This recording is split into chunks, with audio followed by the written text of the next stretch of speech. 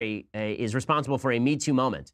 So Katy Perry is a judge on the new American Idol, and there's a guy who sang for her. He is a virgin who has never been kissed. His name is Benjamin Glaze. He's a 19-year-old cashier from Enid, Ohio, and apparently he sang beautifully on American Idol. And Katy Perry loved it so much that she came over and kissed him right on the lips, right moments before his audition. Instead, it came to it wasn't even after he sang. He said it was a tad bit uncomfortable. His first kiss was a rite of passage he'd been putting off with consideration. He said, I wanted to save it for my first relationship. I wanted it to be special. Would I have done it if she said, would you kiss me? No, I would have said no. I know a lot of guys would be like, heck yeah, but for me, I was raised in a conservative family. I was uncomfortable immediately. I wanted my first kiss to be special. The scene with the kiss was part of a 2-night season opener for the new American Idol, which is now on ABC after it was kicked off of Fox. And the new panel of celebrities is Katy Perry, Lionel Richie, and Luke Bryan, and it's hosted by Ryan Seacrest. In the segments that featured Mr. Glaze, he was shown waiting around in anticipation for his audition with other hopefuls. As he entered the studio, guitar slung over his shoulder, looking a bit starstruck, he said he enjoyed his work as a cashier because it let him meet cute girls. And have you kissed a girl and liked it? Asked Mr. Bryan, making a coy reference to Miss Perry's first hit single, I Kissed a Girl. Mr. Glaze said that he had not. And he said, I've never been in a relationship. I can't kiss a girl without being in a relationship. And then she stood up and she said, come here right now. And then she said, one on the cheek, and she smiled. And then she asked for another kiss, complaining he hadn't even made the smush sound. As he moved toward her cheek again, Miss Perry swung her face toward him and kissed him quickly on the lips. And then she raised her arms in victory. Okay, a Me Too moment that no one will care about because obviously, even though the contestant was not into it, even though he didn't want it, Katy Perry is a hot liberal, so we're allowed to pretend that that's all okay. Yep, that's the way that it works. Imagine that had been a conservative dude doing that to a virginal feminist, and imagine how that would have gone. The answer is it would not have gone. Okay, time for, there's still hubbub occurring over Katy Perry. So I discussed this briefly yesterday. Now we actually have the clip. So apparently on a new American Idol, which is on ABC, Katy Perry, who I don't know when she morphed into this bizarre-looking, like Hunger Games refugee. She used to be a pretty girl. I mean, with the long hair. This haircut is not flattering to Katy Perry, and I don't know who did her makeup. It looks as though she walked into a door covered with makeup, basically. But enough ripping on Katy Perry's appearance. She's a naturally beautiful person, obviously. But Katy Perry was on American Idol. She's one of the judges, and this 19-year-old guy on American Idol comes in to audition, and here's what happens. Come here, Ben. Come here. Wait, hold on. Come here. Come on. Come here right now. You can't. Come here right now. Come here. Stop. What, on the cheek? Mm-hmm. You didn't even make the smush sound. Right. Okay. Let me start over. Okay. It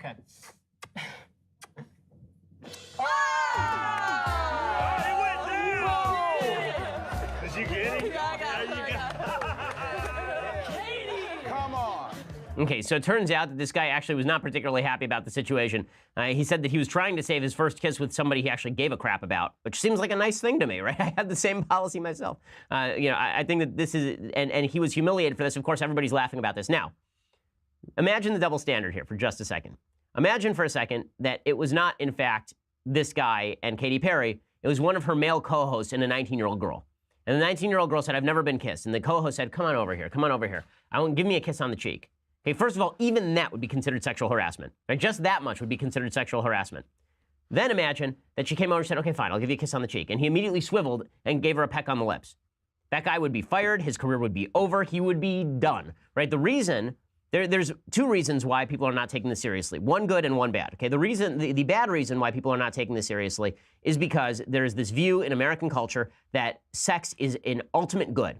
Not that it's good within certain confines, but that sex and sexual activity and the kissing and all this stuff, that it's good under any circumstances, right? The Pleasantville view of sex. If you've ever seen the movie Pleasantville, which is an awful film, the first 30 minutes of the film is really good, and then the rest of the movie is garbage. So the basic concept of the film is that there's a bunch of people who are living in modern times, and Tobey Maguire loves watching this show called Pleasantville from the 1950s, where everything is really clean cut and really everybody's very nice to each other. And then he somehow gets sucked back into that with his sister. And his sister is basically, in the movie, promiscuous and sexually active. And she goes back there and she brings color to the lives of all the people of Pleasantville with her sexual liberation. Because obviously modern morality is better than 1950s morality, despite the rates of STDs and single motherhood. Everything is better now than it was then. So the way that you liberate people is through sex, not through commitment, not through obligation. The way that you make people free is through random sexual activity. So this guy should just be happy because, after all, Katy Perry just kissed him, and Katy Perry's famous, and Katy Perry is beautiful. So therefore, he should be a happy camper. His consent doesn't matter at all because any sort of sexual activity is fine. But that obviously is not the whole story. There's also the part of the story that he's a male and she's a female. So when a woman is sexually forward, this is considered also an ultimate good. When a man is sexually forward, this is considered usually an ultimate bad, right? If a man had done this to a girl, then I think everybody would rightly say that's bad. The reason they would say that's bad is because the male aggressive sexual instinct is considered rapey. But the female aggressive sexual instinct, which does happen in some females, certainly not as common as among males, that is considered women's empowerment. So Katy Perry's empowered, so she can do whatever she wants, even if the guy doesn't want it. Okay, so that is the bad reason why people are ignoring this. The good reason why people are ignoring this to a certain extent is because there is, and it's not really a good reason, it's a mediocre reason, is because of course there's a double standard. Of course there's a double standard. No one sees the male sexual instinct in the way that they see the female sexual instinct. No one sees Katy Perry as a sexual predator because she's a woman. No one would see a man doing this as anything but a sexual predator because he's a man. There's a good reason for that, because there are natural differences between men and women. It may be a dramatic overread of the situation, right, to extend it to what Katy Perry did here and say that's okay. But it is true that human beings see a natural difference between men and women, which is why we treat these situations differently, and yet we as a society deny that those differences exist, which is this really bizarre thing that we do and really stupid. Also, one of the things that bugs me about this particularly is this guy was basically shamed, right? Why would he be offended? You know, because virginity until marriage is stupid, and kissing until love, waiting to kiss until love, that's stupid too. You know, as a proactive, as a real advocate for that position, that you should wait until marriage, that you should reserve physical intimacy for the person that you love and are committed to for life. I think that, you know, this is just another, you just throw another branch on the fire in the conflagration that eats Western values from the inside. Okay. That's a pretty deep read on a pretty minor incident. This came from Stephen Miller. Katy Perry looks like the nice girl from the neighborhood who went to college and came back all screwed up from the first year of college, like shaved her head and now she's a lesbian. And that's Katy Perry doing this interview with DeRay McKesson over at DeRay McKesson is a Black Lives Matter activist. And here is Katy Perry doing an interview with DeRay McKesson, basically apologizing for the great crime of being popular and white. I've made several mistakes, even in like the This Is How We Do video about how I wore my hair, and having a hard conversation with one of my empowered angels, Cleo, about what does it mean? Why can't I wear my hair that way? Or what is the history behind wearing the hair that way? I listened and I heard and I didn't know, and I won't ever understand some of those things because of who I am. I will never understand. But I can educate myself, and that's what I'm trying to do along the way. And even in, you know, my intention to like appreciate Japanese culture, I did it wrong with a performance. And I didn't know that I did it wrong until I heard people saying I did it wrong. And sometimes that's what it takes, is it takes someone to say, out of compassion, out of love, hey, this is where the origin is, you know, and okay, do you understand? It's unwatchable. I'm sorry. I'm losing brain cells at such a rapid pace that I'll be dead by the end of this clip if we actually play the entire thing. So what did Katy Perry do wrong? Okay, so Katy Perry supposedly wore her hair in stereotypical black fashion in this video, This Is How We Do. Okay. I guess now she has stereotypically taken the hair off like a neo-Nazi. So that's exciting. So she's culturally appropriated the hair from neo-Nazis, which is just awesome. Or from the movie The Fifth Element. I can't really decide which.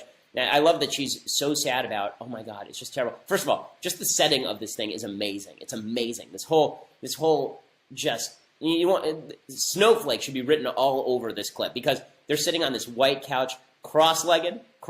Who sits cross-legged doing an interview? I mean, this is just the most ridiculous, stupid thing. They should be smoking pot and wearing hemp clothing while they do this idiocy. And then for her to drop it's cultural appropriation. I don't know how much I've hurt people.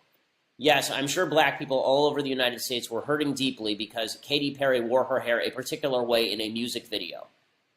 I was told that black people were really suffering in this country. If that's true, it seems to me that the last of their concerns would be Katy Perry wearing her hair in a particular way. And she says, oh, well, I did a concert in Japan. Let's be clear about cultural appropriation. Okay, when it comes to cultural appropriation is a good thing because it means that cool things cross cultural lines. Okay, that white couch is cultural appropriation from Sweden or something. It's from cultural appropriation from IKEA.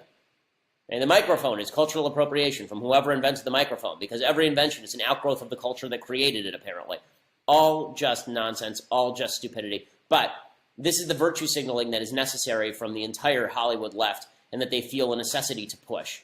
It's really, really foolish. And again, it just demonstrates that the culture is more important than politics when it comes to shaping how people think. Katy Perry saying this kind of dumb stuff to DeRay McKesson. DeRay McKesson should not be in any legitimate company.